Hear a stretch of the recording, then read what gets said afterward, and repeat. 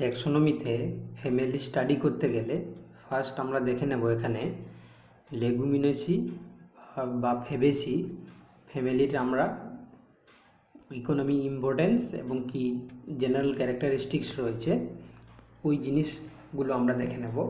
কারণ পরীক্ষাতে মূলত যে সিলেবাস ইনক্লুড করা আছে তাতে আমরা দেখেছি এর কিছু কমন ক্যারেক্টারিস্টিক্স এবং তার পাশাপাশি অর্থনৈতিক গুরুত্ব ওই দুটো আমাদের জানতে হবে। তো লেগুমিনেসি বা ফেবেসি আমরা কম বেশি সবাই জানি ডাল জাতীয় শস্য উৎপাদনকারী যে সকল উদ্ভিদ রয়েছে, যেমন মটর, তারপর ছোলা এবং কিছু রয়েছে যেমন সয়াবিন বা আমরা বলতে পারি সিম জাতীয় যে উদ্ভিদ অপরাজিতা, এগুলো সবই লেগুমিনেসি বা ফেবেসি ফ্যামিলির অন্তর্ভুক্ত। তো সপুষ্পক উদ্ভিদের মধ্যে এটি যদি আমরা ফ্যামিলির দিক থেকে দেখি তাহলে তৃতীয় বৃহত্তম এবং পৃথিবীতে প্রায় 700টি গণ এবং 18,000 প্রজাতি রয়েছে। তার মধ্যে ভারতবর্ষে প্রায় 168টি গণ এবং 900টি প্রজাতি রয়েছে। আমরা সরাসরি চলে যাব distinguishable or diagnostic characters of the family, অর্থাৎ এই ফেবেসি বা লেগুমিনেসি ফ্যামিলির যে ডিস্টিংগুইশেবল অর্থাৎ যে বৈশিষ্ট্যগুলো অন্য কোনো ফ্যামিলিতে থাকবে না, শুধুমাত্র ফেবেসি বা লেগুমিনেসি ফ্যামিলিতে থাকবে, এই বৈশিষ্ট্যগুলোকে আমাদেরকে মনে রাখতে হবে। যেমন ফার্স্ট বৈশিষ্ট্য আমরা দেখতে পাচ্ছি এদের মূল অর্বুদযুক্ত বা নোডুলেটেড, অর্থাৎ আমরা জানি যারা লেগুমিনেসি ফ্যামিলি ওদের মূলে রাইজোবিয়াম নামক ব্যাকটেরিয়া বসবাস করে, মিথজীবী সম্পর্ক স্থাপন করে। তার জন্য এই লেগুমিনেসি ফ্যামিলির মূলগুলো নোডুলেটেড হয় বা অর্বুদযুক্ত হয়। এছাড়া এদের পাতা যদি আমরা দেখি তাহলে এদের পাতা যৌগিক এবং উপপত্রযুক্ত হবে, একান্তর অর্থাৎ অল্টারনেটিভভাবে অবস্থান করবে এবং যেটা পত্রমূল থাকবে সেটা স্ফীত হবে এবং ফুল যেটা সেটি উভলিঙ্গ এবং হাইপোগাইনাস গর্ভকটি, সাধারণত এক প্রতিসমকে আমরা জাইগোমর্ফিক বলে থাকি, কারণ এটি খুবই জেনারেলাইজড ক্যারেক্টার। কারণ আমরা লেগুমিনেসি বা ফেবেসি ফুলগুলো ইরেগুলার হয়ে থাকে, আর ইরেগুলার হওয়ার কারণে তাকে আমরা যে কোনো একটি তলে সমান দুটি ভাগে ভাগ করতে পারবো। তার জন্য আমরা একে কি বলি, এক প্রতিসম বা জাইগোমর্ফিক ফ্লাওয়ার। এদের বিজোড় সংখ্যায় থাকবে, বৃত্তাংশগুলি অক্ষবিমুখী এবং স্ত্রী সব হচ্ছে কি এক গর্ভপত্রী, অর্থাৎ গর্ভপত্রের সংখ্যা একটাই থাকবে, আমরা মনোকার্পেলারিও বলতে পারি। এবার গর্ভাশয় এক প্রকোষ্ঠ বিশিষ্ট হবে আর অধিগর্ভ এবং অমরাবিন্যাস প্রান্তীয় বা মার্জিনাল। আর এদের যে ফ্রুট দেখা যাবে সেটা লেগুম বা লোমেন্টাম। তো যারা বোটানিতে রয়েছেন ওরা এই জিনিসটাকে খুব ভালো করে বুঝতে পারলেন, কিন্তু যারা ফিজিওলজি কিংবা জিওলজিতে রয়েছে তাদের ক্ষেত্রে অনেকটাই প্রবলেম। তো আমি তাদের জন্য বলে দিচ্ছি যে তারা এই যে ফ্যামিলি কয়টি আমরা পড়ব ট্যাক্সোনমিতে, তাতে আমরা যে কথাগুলো বলছি অর্থাৎ এই যে গোত্রটির পার্থক্য নির্দেশক বা বৈশিষ্ট্যসূচক চরিত্র বা যেটা আমরা ইংরেজিতে জানলাম ডিস্টিংগুইশিং বা ডায়াগনস্টিক ক্যারেক্টার্স, এগুলোই শুধু জানলে হবে। যেমন নোডুল দেখা যাবে, স্টিপিউল দেখা যাবে, কিংবা এদের পত্রমূল স্ফীত প্রকৃতির হবে, হাইপোগানাস ফ্লাওয়ার হবে, এক প্রতিসম বা জাইগোমর্ফিক ফ্লাওয়ার হবে।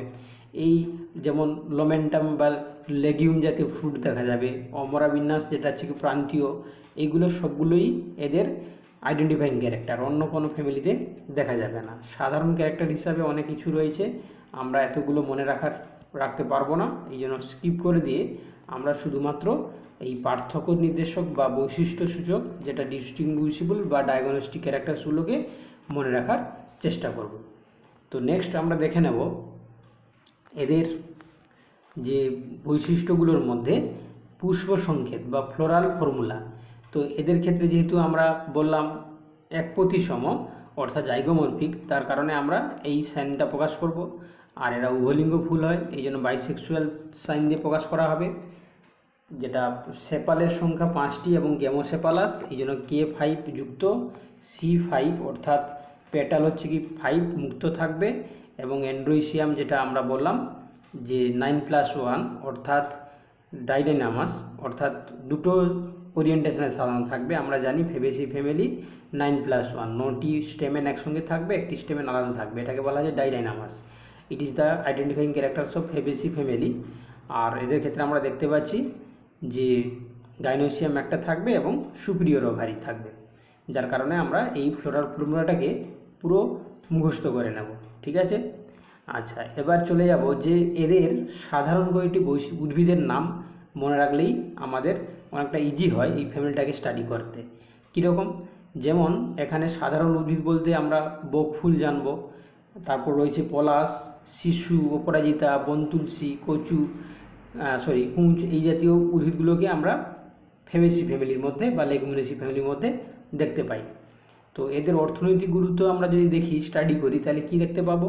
ম্যাক্সিমাম ক্ষেত্রে আমরা জানলাম যে এদের সবজি উৎপাদনকারী উদ্ভিদ হিসাবে আমরা সিম, বরবটি এই জাতীয় শস্যগুলোকে আমরা কাজে লাগাই।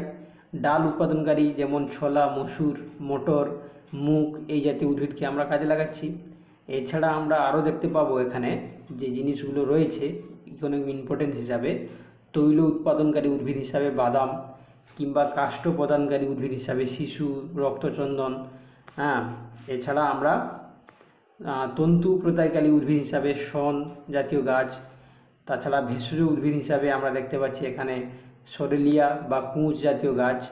এবং অন্যান্য ব্যবহার বলতে আমরা শোলা, নীল বা শাঁগালু এই জাতীয় উদ্ভিদ থেকে আমরা, যে নীল মানে হচ্ছে কি যে নীল গাছ, আমরা ইংরেজিতে আমলে শুনেছি যে নীল চাষ করা হতো, ওই নীল যেটা ইন্ডিগো ফ্লোরা টিকটোরি, যেটা হচ্ছে কি টিংটোরিয়া, যেটা নীল যে রঙটা ব্যবহার করা হতো কাপড়টাকে রং করার জন্য, ওই জাতীয় উদ্ভিদগুলোকে আমরা ফেবেসি ফ্যামিলির মধ্যে দেখতে পাই।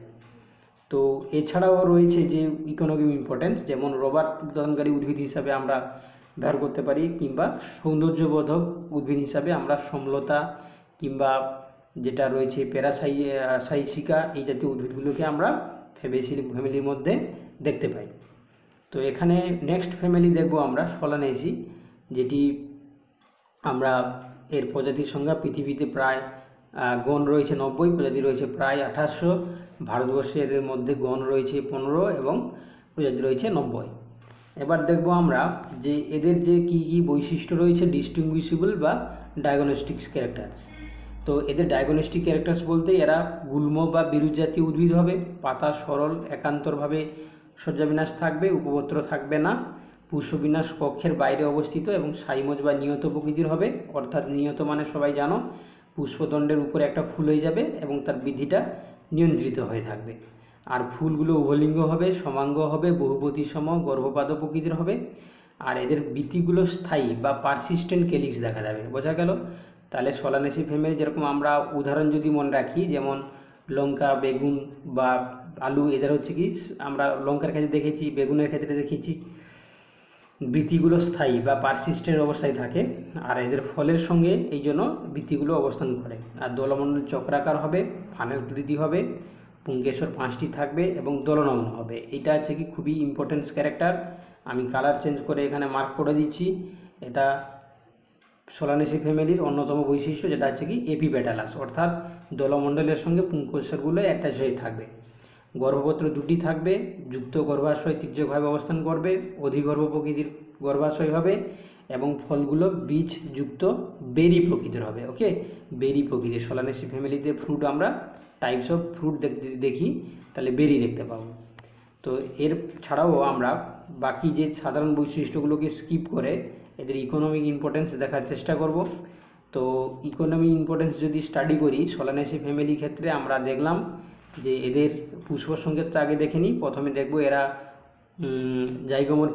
অ্যাক্টিনোমরফিক হবে, অর্থাৎ বহুপতি সম হবে, উভলিঙ্গ, সেপাল থাকবে 5টি, গেমোসেপালাস, করলা থাকবে 5টি, গেমো পেটালাস, এন্ডোইসিয়াম থাকবে মানে স্টেমেন থাকবে 5টি, এটা এপিপেটালাস, সি এর মাথায় দাগ থাকবে আর জি এর নিচে দাগ থাকবে, সুপিরিয়র ওভারি এবং 2টো থাকবে।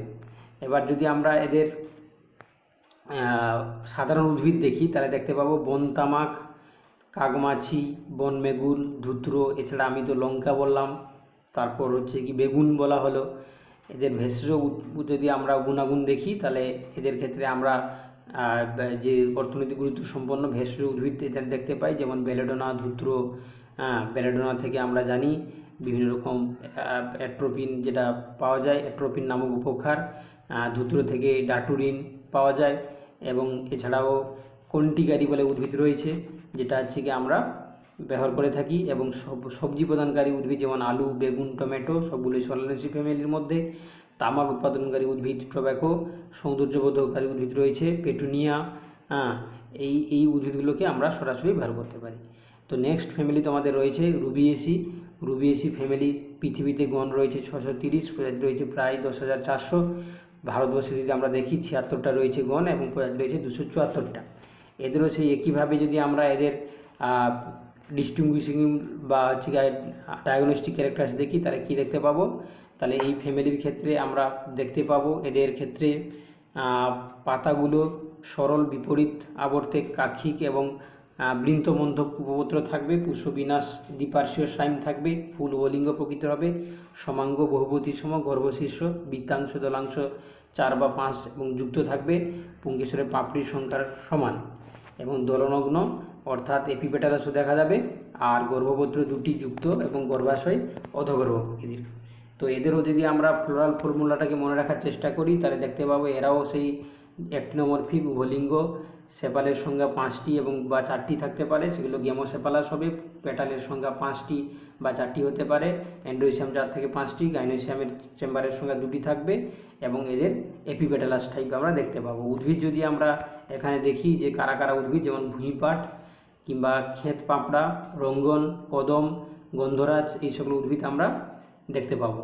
এবার দেখব যে এদের অর্থনৈতিক গুরুত্ব, অর্থাৎ আমরা যদি দেখি এদের অর্থনৈতিক গুরুত্ব তাহলে এদের পানীয় উৎপাদনকারী উদ্ভিদ হিসাবে ব্যবহার করা, যেমন কফি, ভেষজ উদ্ভিদ যেমন রয়েছে সিঙ্কোনা, ইপিকাক এবং গান্দাল। এছাড়া আমরা দেখব যে এদের আর কি উদ্ভিদ রয়েছে যেগুলো অর্থনৈতিক গুরুত্ব সম্পন্ন, যেমন রুবিয়েসি ফ্যামিলির ক্ষেত্রে আমরা দেখতে পাবো কাঠ উৎপাদনকারী উদ্ভিদ, কদম, হলদু কিংবা ফালডু বলে একটা উদ্ভিদ রয়েছে। এছাড়া রং উৎপাদনকারী উদ্ভিদ হিসাবে আমরা এখানে অনেক কিছু উদ্ভিদ রয়েছে যেগুলো হচ্ছে কি আমরা পারপিউরিন নামক রং এখান থেকে আমরা কালেক্ট করতে পারবো। তো একইভাবে লাস্ট যে ফ্যামিলি থাকলো তার নাম পোয়েসি, বা যেটা আমরা গ্রামিনী আমরা জানি এটা হচ্ছে কি মনোকটিলেডন। পোয়েসি বা গ্রামিনী হচ্ছে মনোকটিলেডন অর্থাৎ একবীজপত্রী উদ্ভিদ। তাহলে এর ক্ষেত্রে প্রজাতির সংখ্যা থাকবে পৃথিবীতে প্রায় 10,000, গণ থাকবে 620 এবং গণ প্রজাতি ভারতে যদি আমরা দেখি গণ থাকবে 240টি এবং প্রজাতি থাকবে প্রায় 1200টি। এইভাবে যদি আমরা এদের জেনারেল ক্যারেক্টার্স দেখার চেষ্টা করি তাহলে কি দেখতে পাবো, বা ডিস্টিংগুইশেবল ক্যারেক্টার যদি দেখি ডায়াগনস্টিক ক্যারেক্টার, তাহলে এদের কাণ্ড নলাকার হবে এবং পর্বমধ্যগুলি ফাঁপা থাকবে, পাতা একান্তরভাবে বিন্যস্ত থাকবে, উপপত্রবিহীন, লিগুলযুক্ত হবে, পত্রমূল যেটি কাণ্ডবেষ্টক অর্থাৎ পত্রমূলটা কাণ্ডকে ঘিরে অবস্থান করবে। এদের পুষ্পমঞ্জরি যেটা স্পাইকলেট টাইপের দেখতে পাবো, ফুলগুলো সাধারণত উভলিঙ্গ হয় এবং ক্ষুদ্র হয়। এদের পুঙ্কেশ্বর পরাগধানী থেকে সর্বমুখ প্রকৃতির থাকবে অর্থাৎ ভার্সেটাইল পজিশনে থাকবে, গর্ভপত্র একটি, গর্ভাশয় অধিগর্ভ প্রকৃতির হবে এবং এক প্রকোষ্ঠ বিশিষ্ট হবে। আর এদের ফলকে বলা হয় কেরিওপসিস বলা হয়, ঠিক আছে, যেহেতু আমরা শস্যটাকে খেয়ে থাকি এদের এন্ডোস্পার্ম, সেটাকে বলা হয় কি কেরিওপসিস। তো এদের যদি আমরা উদাহরণ দেখি তাহলে দেখতে পাবো কি না, এই ফ্যামিলির মধ্যে উদাহরণ বলতে আমরা দুর্বাঘাস, তারপর চরকাটা, তারপর ইলিউসিন এবং ক্লোরিস, এরগ্লোস্টিস ইত্যাদি উদ্ভিদকে আমরা দেখতে পাবো। ধান গম তো ইনক্লুড রয়েছে। এদের যদি আমরা অর্থনৈতিক গুরুত্ব দেখার চেষ্টা করি তাহলে দেখতে পাবো কি এরা শস্য উৎপাদনকারী উদ্ভিদ হিসাবে পরিচিত, যেমন ধান, গম, ভুট্টা, ওট, রাগি। এছাড়া শর্করা উৎপাদনকারী উদ্ভিদ হিসাবে আমরা দেখব আখ, এবং তৈল উৎপাদনকারী উদ্ভিদ হিসাবে দেখব আমরা এখানে ধান, লেমন গ্রেস ইত্যাদি। আর অন্যান্য ব্যবহার বলতে বাঁশ, সেখান থেকে আমরা কাণ্ড থেকে ঘর তৈরি করতে পারি। এছাড়া পশু খাদ্য তৈরির জন্য আমরা দুর্বাঘাসকে ব্যবহার করে থাকতে পারি। সৌন্দর্যবোধক হিসাবে আমরা দুর্বাঘাস কিংবা কোড্রাডেরিন, তারপর রিনচেট্রাম ইত্যাদি উদ্ভিদকে আমরা ব্যবহার করতে পারি। তো আপাতত আমরা এখানে ট্যাক্সোনমিতে যে ফ্যামিলিগুলো ছিল সেগুলোকে কভার করার চেষ্টা করলাম। এবার আমরা সবাই মন দিয়ে এই জিনিসগুলোকে ভালো করে পড়ে নেব।